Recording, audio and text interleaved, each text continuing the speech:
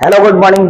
आप में से कई लोगों को लेटते समय चक्कर आती है या फिर कई लोगों को चलते फिरते हुए भी चक्कर आ जाती है। तो आज इसी टॉपिक पे हम लोग बात करने वाले हैं, जिसको हम लोग वर्टाइगो डिजीनेस या फिर चक्कर बोलते हैं। एक्चुअली में ये आता क्यों है और इसके ट्रीटमेंट क्या हो सकते हैं और इससे बचने के क्या क्या क्या उपाय हो सकते हैं।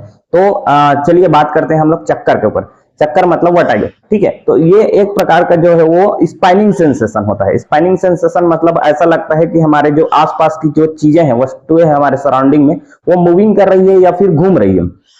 कभी कभी हम इम्बैलेंस हो जाते हैं, अपने आप को संभाल नहीं पाते और फॉल डाउन हो जाते हैं, मतलब गिर जाते हैं कभी कभी, ठीक है। चक्कर आने से हम लोग कभी कभी गिर भी जाते हैं। तो इन सब चीज के जो कारण अगर देखा गया, एक कारण देखने से पहले मैं लक्षण बता देता हूँ। लक्षण क्या होते हैं? तो यही लक्षण होते हैं जो मैं पहले बताया, जैसे चक्कर आना, सराउंडिंग की चीजें आसपास ऐसा घूम घूम रहा है, ऐसा फीलिंग होता है। या फिर जैसे कई लोगों में नोजिया वोमिटिंग की भी शिकायत रहती है, मतलब जी नहीं चलाता है चक्कर के साथ, और उल्टी भी कई लोगों को हो जाती है। उसके साथ साथ कई लोगों में एक्सेस स्वेटिंग, जैसे कि पसीना बहुत ज्यादा आता है, या फिर कई लोगों का जो आई मूवमेंट है, आईबॉल का मूवमेंट है, वो एबनॉर्मल हो जाता है। और ये भी देखा गया है कई लोगों में कि जो कई लोगों में क्या चक्कर आने से जो है स्टैंडिंग या फिर वॉकिंग में हमको डिफिकल्ट होती है, मतलब हम लोग को चलने फिरने में या फिर वॉकिंग करने में या फिर खड़े रहने में भी इवन की दिक्कत होती है हम लोग को चक्कर आने से, ठीक है। हम लोग हो सकता है गिर भी जाते हैं कई बार।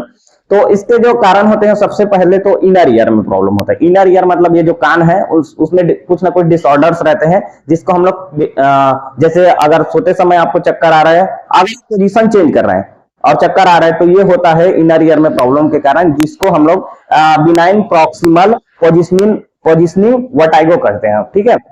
और उसके बाद जो वेस्टिबुलर न्यूरोटिक्स रहता है, यही अंदर में वेस्टिबुलर न्यूरोटिक्स रहता है, उसमें स्वेलिंग वगैरह आ जा रहती है, जिसके कारण से ये जो वेस्टिबुलर न्यूरोटिक्स है, ठीक है, वो इंटरनल ईयर में जो रहता है वो ब्रेन से इंटरकनेक्ट रहता है। तो इसमें अगर प्रॉब्लम आती है, स्वेलिंग वगैरह आती है, तो ब्रेन तक असर पहुंचता है। और ब्रेन क्या करता है, हमको जो बैलेंस करने में हेल्प करता है। तो ये जो बैलेंस होता है वो कर नहीं पाता ब्रेन, और इनबैलेंस हो जाता है, मतलब चक्कर आने लगता है। दूसरा कारण ये हो सकता है कि जैसे सेंट्रल नर्वस सिस्टम से रिलेटेड कोई डिसऑर्डर है, जैसे कि प्रॉब्लम हो, या फिर जैसे कि ब्रेन वगैरह है, ब्रेन है या फिर ब्रेन स्टेम, कहीं पे ट्यूमर वगैरह बन जा रहते हैं कई।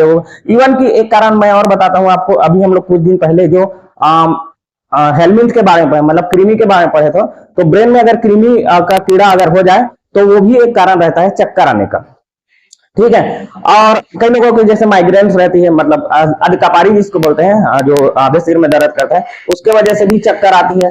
अब कई लोगों में ये भी देखा गया है, जैसे कि कोई अगर आप दवाई ले रहे हैं, मेडिसिन ले रहे हैं दूसरी बीमारियों के लिए, तो उसके साइड इफेक्ट के तौर पर भी चक्कर आता है।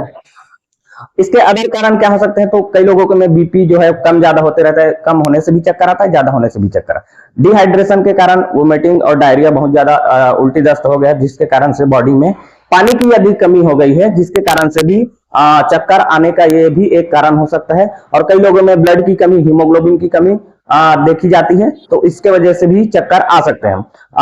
कई लोग डायबिटिक पेशेंट होते हैं जिनका ब्लड शुगर लेवल हाई या फिर लो हो जाता है, जिसके कारण से भी चक्कर आता है उनको। और एंजाइटी तो लीड कारण है ही, एंजाइटी बहुत ज्यादा, एंजाइटी से भी चक्कर आता है। और एक कारण यह होता है, जैसे कई लोग कमजोरी के कारण चक्कर आता है, वीकनेस बहुत ज्यादा हो जाती है किसी कारणवश, तो उससे भी चक्कर आते हैं। इसके फिजियोपैथोलॉजी में बता देता हूं, मतलब ये बढ़ता कैसे है आगे। तो इनर ईयर में जो वेस्टिबुलर सिस्टम रहता है वो ब्रेन से इंटरकनेक्ट रहता है। अगर इनर ईयर में जो वेस्टिबुलर सिस्टम में यदि कहीं पर न्यूरोटिक्स में जो वेस्टिबुलर न्यूरोटिक्स में अगर स्वेलिंग आ जाती है, जिसके कारण से ये चक्कर जो है वो राइज हो जाती है, फिर बढ़ जाती है। इसको डायग्नोसिस या फिर पता कैसे कर सकते हैं? तो MRI, CT scan, hearing test, और जिसको ऑडियोग्राम भी बोलते हैं, या फिर एक टेस्ट और होता है ईएनजी और वीएनजी करके टेस्ट होता है, जिससे हम लोग इसका कारण पता कर सकते हैं। अब इसके जो ट्रीटमेंट है वो टोटली कॉज पे डिपेंड करेगी, मतलब क्या कारण है जिससे आपको चक्कर आते हैं। मतलब जितने भी मैं कारण बताया चक्कर आने के, ठीक है, 4-5 कारण और भी बहुत सारे कारण, ठीक है। तो ये कारण के अकॉर्डिंग ही इसका ट्रीटमेंट चलता है, और जिसके लिए आपको अपने डॉक्टर से कंसल्ट करना पड़ेगा, और उनके अकॉर्डिंग, मतलब वो कॉज के अकॉर्डिंग आपको मेडिसिन प्रोवाइड करवाएंगे, प्रिस्क्राइब करेंगे। तो आप दवाई लेंगे तो आपका चक्कर ठीक हो जाएगा, ठीक है। अपने से दवाई ना लें। तो आज के वीडियो में मेरे को इतना ही बताना था। Thank you.